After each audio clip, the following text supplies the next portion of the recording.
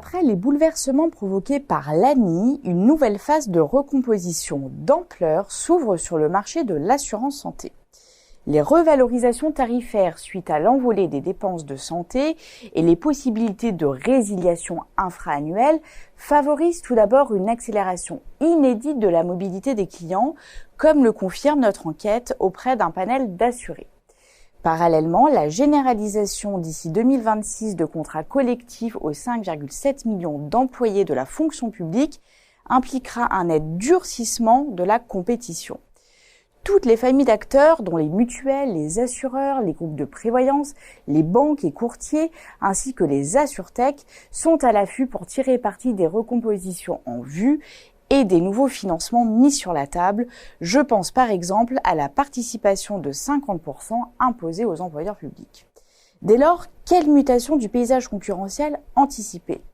Comment les acteurs peuvent-ils à la fois intégrer des impératifs de différenciation et d'équilibrage économique de modèles couplant santé et prévoyance dans le champ du collectif?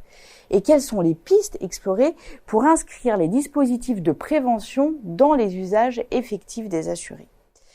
Pour répondre à ces questions, les analyses de Xerfi se sont intéressées aux modes de développement et axes de réflexion stratégique menés par les acteurs.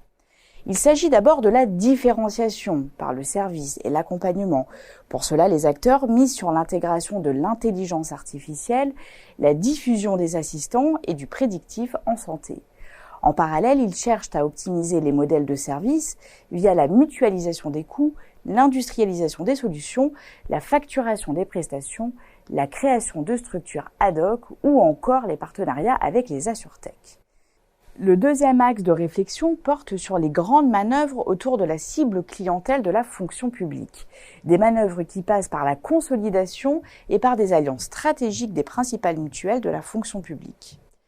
Enfin, les acteurs cherchent à simplifier les parcours de souscription, comme le proposent déjà les nouveaux modèles d'intermédiation portés par les assurtech dans la santé, comme Plus Simple, Ogo ou MySophie.